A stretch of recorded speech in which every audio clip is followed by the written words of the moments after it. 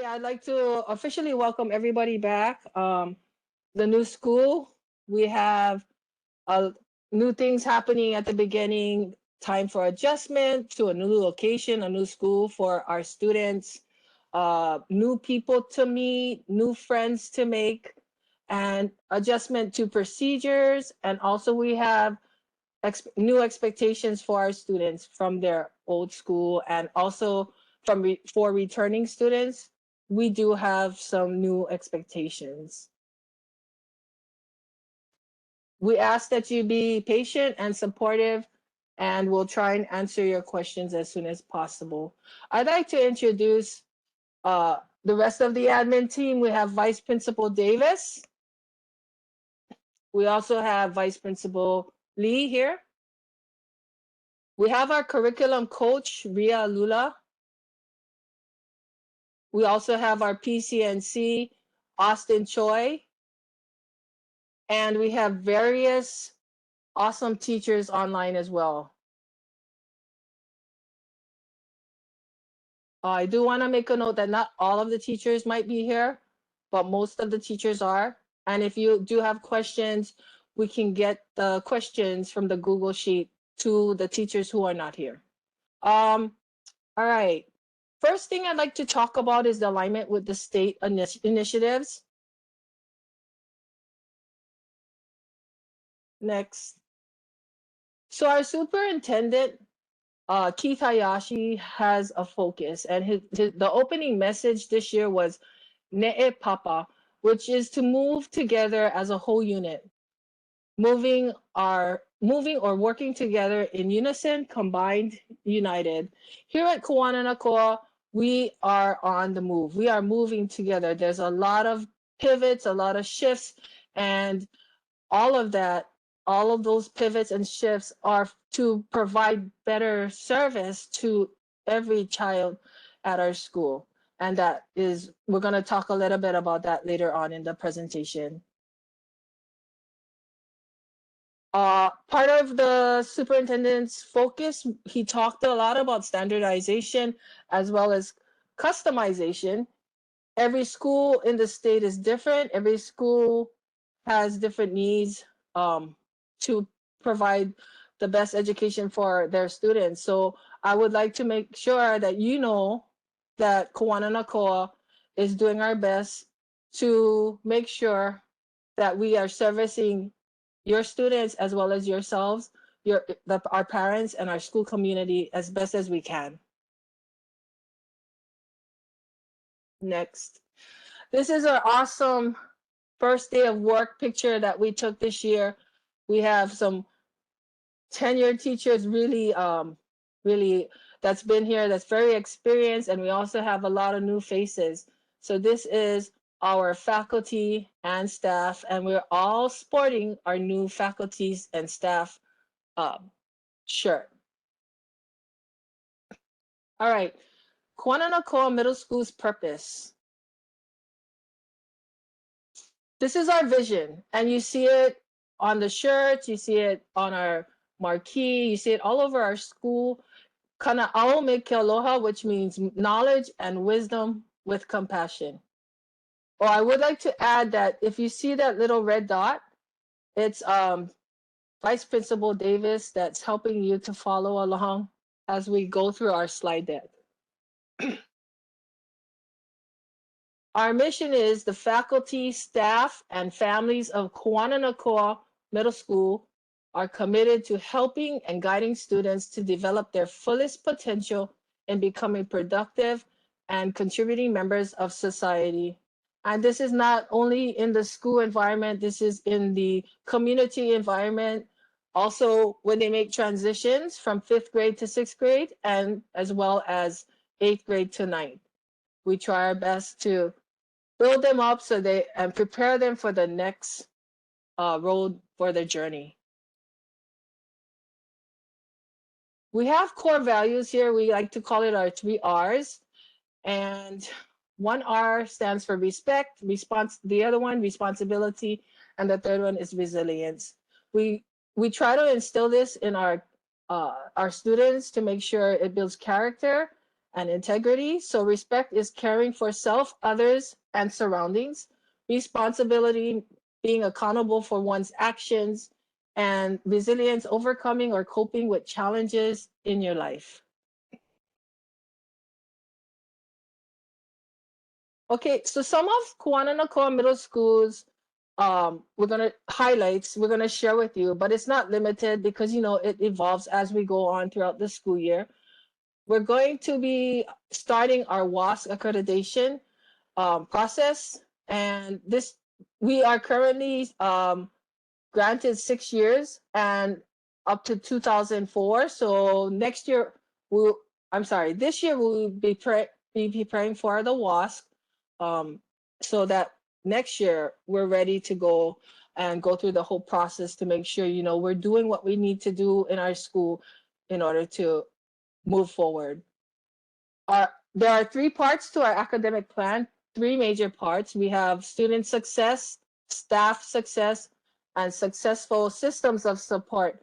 And these three components is like a map.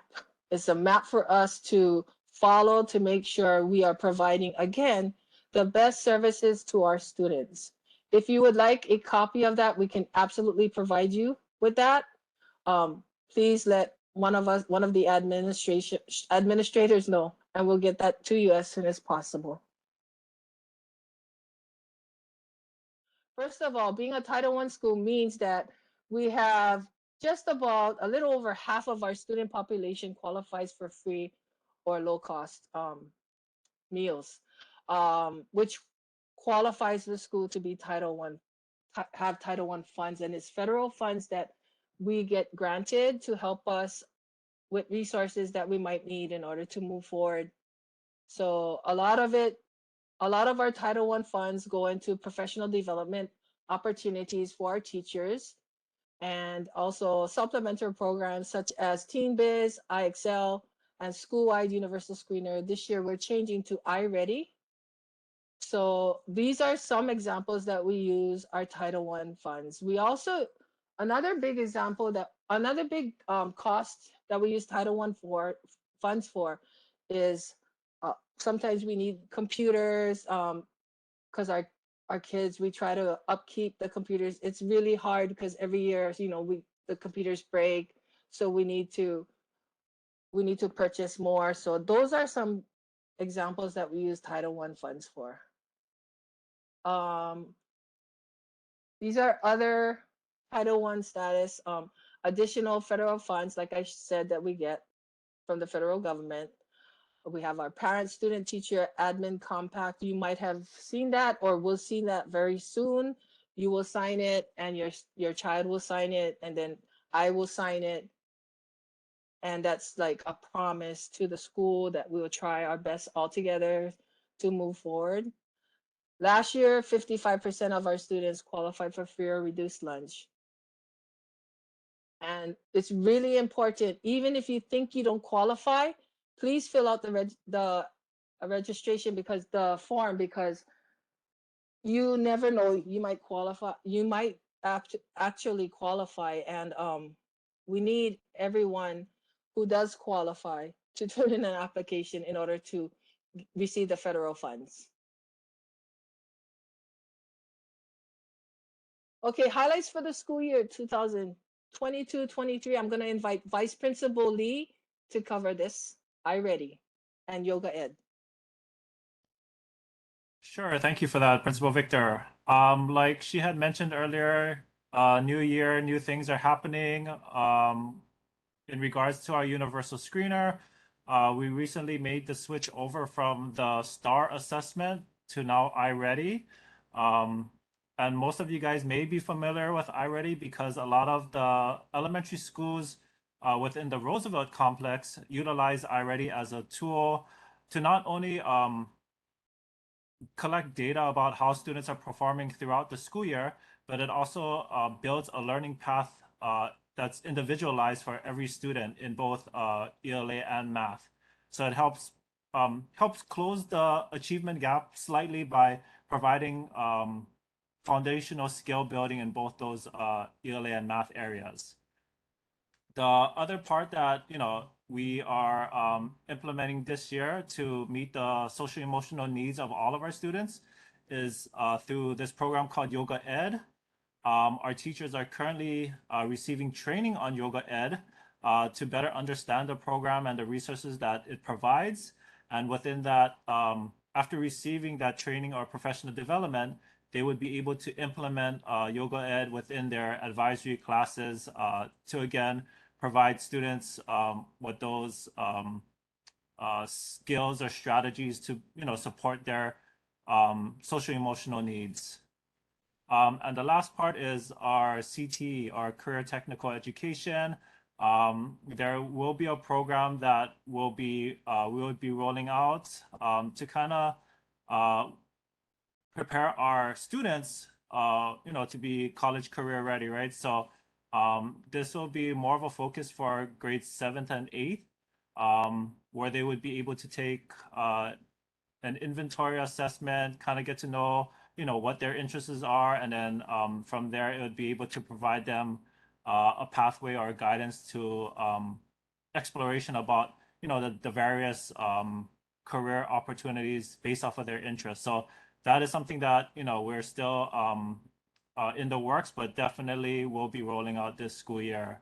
So we wanted to highlight these main areas so that parents, you guys are aware of some of the new things that are happening at school.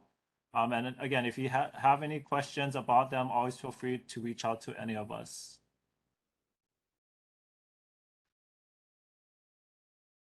Up next, we do have, I did want to cover various opportunities where parents could be engaged. And again, like Principal Victor said, we are a school community. Parent partnerships are very important. And these are just a couple of ways that parents can engage with school type activities. So a lot of these will either happen through our PTSA or our band and orchestra, but we do have like campus beautification. We will have various fundraisers. We have band and orchestra concert events. We will start up our STEM showcase again, and then again, PTSA will be able to provide additional parent engagement type opportunities.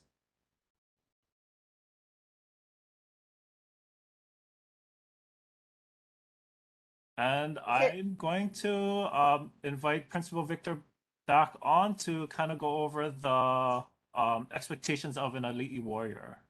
Thank you, Vice Principal Lee. Yes. So expectations of a elite warrior is very important for you to understand.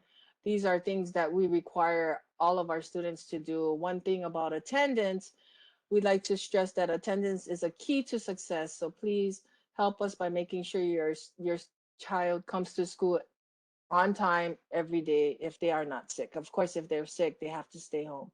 But school matters. Attend attend today, achieve tomorrow. Makes sense.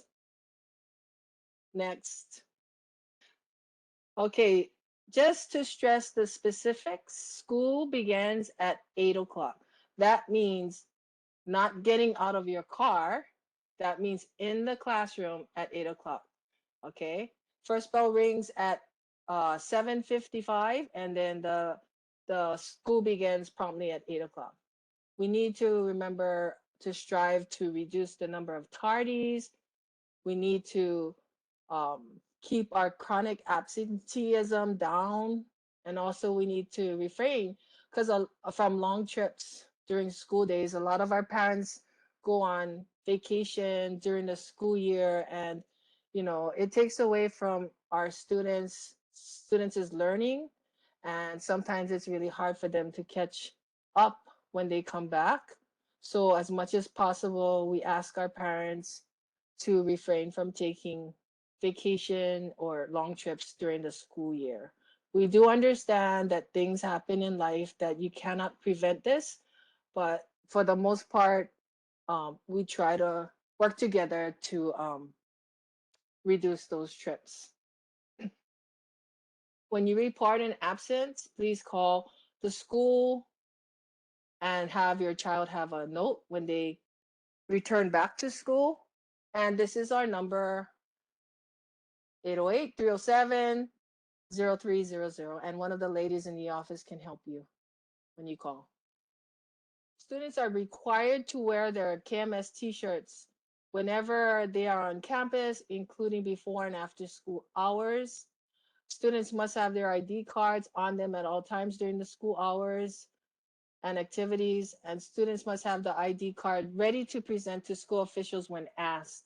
Some of our school uniforms that are not the traditional ones that is allowed would be like when the band has a concert or the orchestra has a concert or cross country has a meet.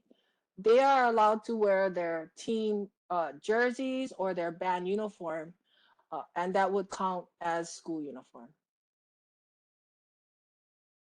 All right, here are some examples of things that are not allowed. As you can see, the first picture, upper left corner, is a jacket. It's you cannot see the school uniform. So if they wear these type of jackets, the zipper needs to be down so we can at least see part of the uniform. And also, the middle one is not allowed. Can't really make out what it is, but it's also covering their uniforms. Um, we also do not allow undergarments to show. So like we require our students to pull up their pants if they have this problem, or you know this is not allowed. It's inappropriate. Also, you see to the right, there's some jeans with some tears in them. This is very popular with the students, and it's not allowed if your child puts their fingertips down and it passes the middle finger, then it's not allowed. It's too high and it's too revealing. And I'm sure you understand that that can be very distracting um, in the classrooms.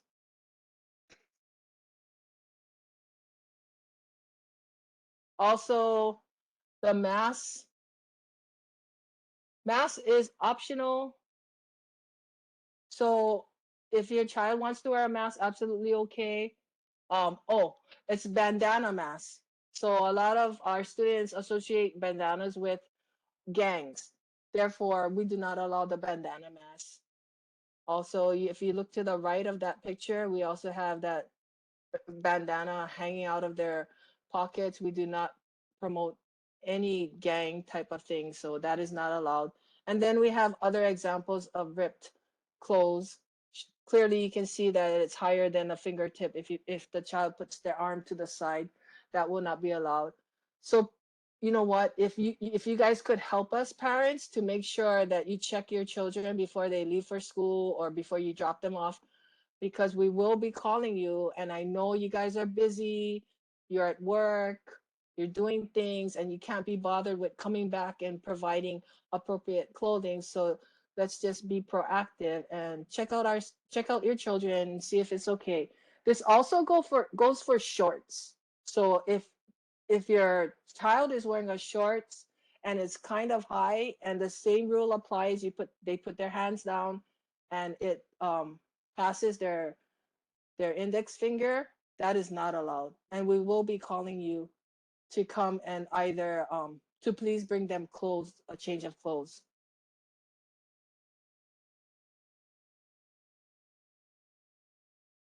So this is an example of our school uniforms with the ID showing. These are absolutely acceptable. Next. And again, we provide examples of what is appropriate. You see the girl on the far right, she has her hands down. Her skirt that she's wearing does not pass her fingertips, and it's okay.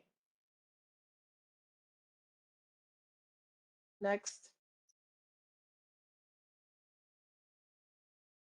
All right, cell phone policy. I'm going to be honest with you folks, parents. This is the one policy that we have a really hard time with every year. Our we understand that students need to have form of communication, to be safe, but we ask that when they bring their phones to school, they turn it off at 8 o'clock, and then they turn it on after school at 2 o'clock. So some of these violations is the first for the first offense, meaning that they're either on their phone or in class, or the phone goes off. They didn't turn it off. It will be taken away. We ask our teachers to take it away. And it's turned to the office, and then your child can pick up the phone at the end of the day. The second violation, the teachers are asked to take the phone away again, but this time you have to pick it up. And this is where parents get upset because they don't understand how come they have to pick it up.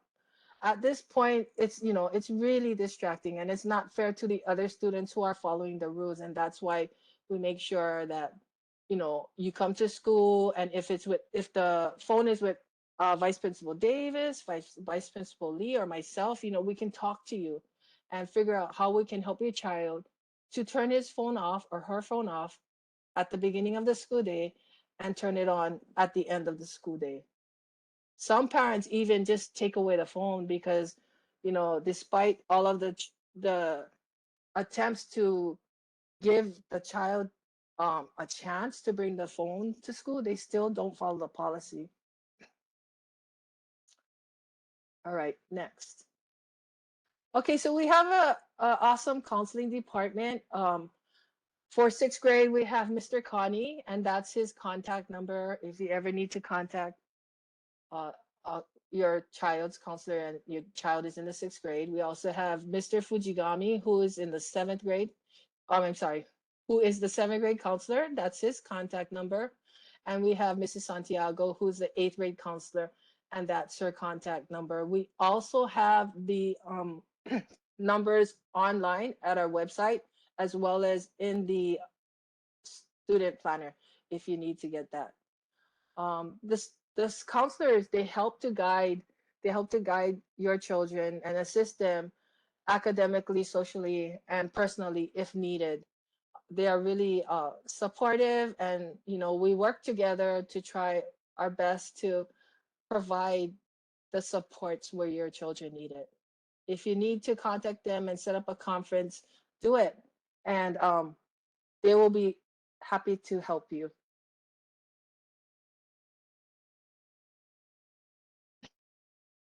All right, a little bit of a Kawananakoa Middle School campus updates. What's coming up?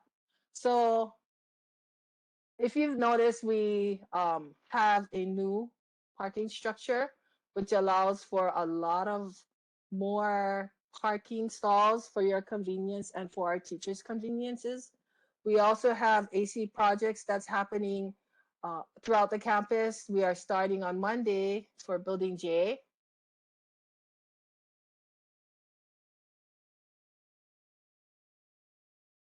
Okay, just to go back to the previous slide, please. I also want to add that if you've noticed in the front, we've had a lot of construction.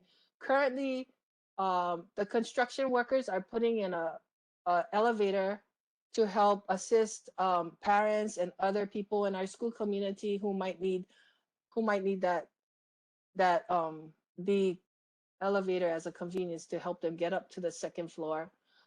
Some other projects that happened was we have ADA bathrooms that are completed, as well as an ADA ramp connecting the library to Building J. That's just some examples of the upgrades that we're having so far. Next. All right, PTSA. We encourage everyone to join, all the parents, if you can, to join our PTSA.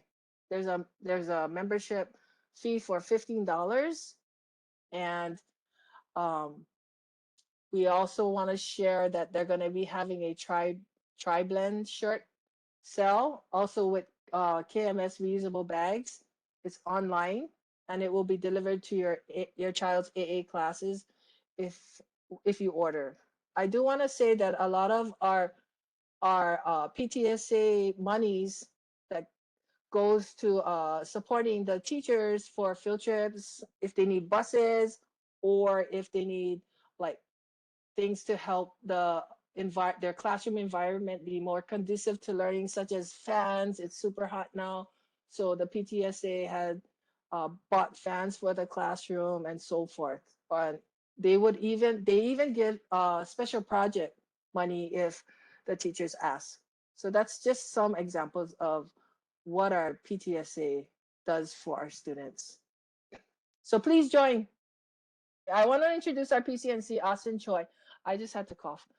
He's going to talk a little bit about our open house website and give you more information on how you can view um, some information about your child's teachers.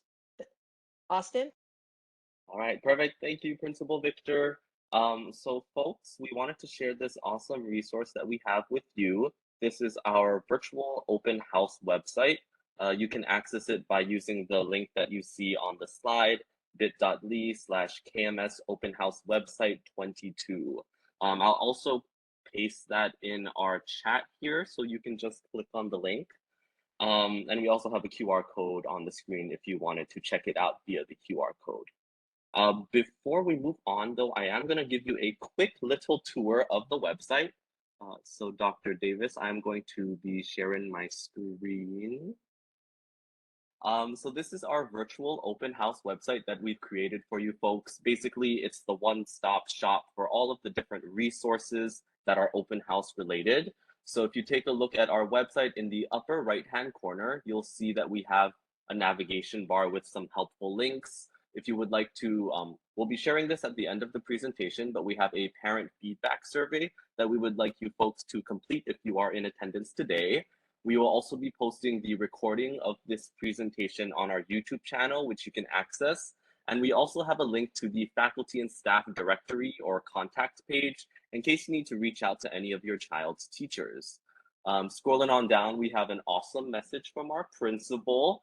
And here's this Google form that you can submit a question on. This is the same form that we told you folks about at the beginning of our open house. It'll also be on the website and it will remain open until tomorrow at 4 p.m. So if after the meeting today, you feel like you have some lingering questions or something that you want an answer to, you can submit it on the Got a Question form. Scrolling further down, here's some resources again. There's the parent feedback survey, the virtual open house recording, which will be posted soon after this is done. And finally, the open house slides, which we're going to be posting as well. This is the fun part of the website. This is where you're able to basically virtually meet your child's teachers. Unfortunately, we're not in person this year, so you can't go class to class to meet your child's teachers. But we still wanted to give you folks the opportunity to kind of get to know who your child's teachers are and learn a little bit more about what's going on in their classroom. So the core subjects are broken up by teams. So these are the 2 6th grade teams. We have the 2 7th grade teams here, the 2 8th grade teams. And we also have the fine arts department, the PE and health department, support services such as special education and English learner, and finally our counselors. So if you take a look at, let's say, for example, we are in team 6A, you have our 4 teachers here. Each teacher has uploaded either a PowerPoint slide or a video that you can watch that tells you about them and their class. So let's say, I wonder what Mrs. Kodama's up to. You can just click the button. There we go. And Ms. Kodama has prepared a awesome Google slide presentation for us. So if you were interested, you can go through that. Let's say, maybe I want to learn a little bit more about Mr. Korsak. And boom, Mr. Korsak has a wonderful video uploaded to Google Drive that you can take a watch and learn more about his class. So we definitely invite you to go ahead and check out the website later on tonight, maybe even sit down with your child and go over the videos and presentations together. And we hope that you'll be able to learn about our school and our teachers that way. All right, this brings us to the fun part. If you have any questions for our teacher panel, can you type in the chat? Type it in the chat and we'll try and answer your questions. Any questions at all, parents?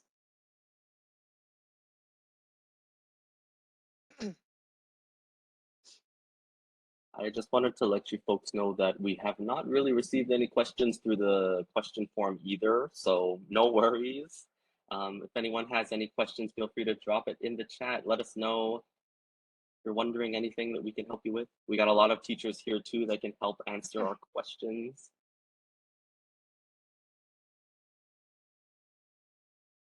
Oh, okay. If you can't access the chat, you can totally use the Google form too to submit any questions that you have. Like I said, the Google form is going to remain open until tomorrow at 4 p.m. So if you're not able to ask a question today, you can totally submit something on the Google form, and then we'll get back to you via email.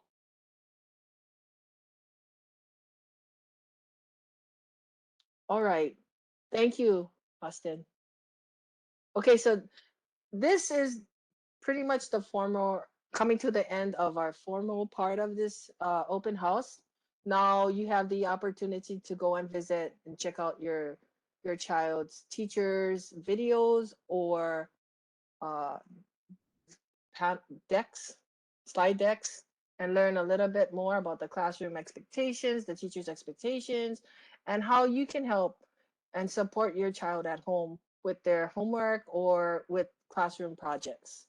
And again, if you have any questions, as Austin has said, please feel free to reach out or put your questions on that Google sheet. And if anytime, you can always call the office. It doesn't have to be on the Google sheet.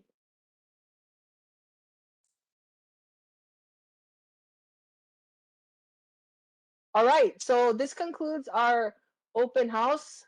Thank you for joining us, parents, and also faculty. Appreciate your support. Please have a great weekend. As Austin said, there is a feedback form. If you would kindly fill it out for us to see how we can improve for next time, that would be totally awesome. Thank you. All right, so enjoy your visits to your child's teachers. Thank you so much. Have a great evening.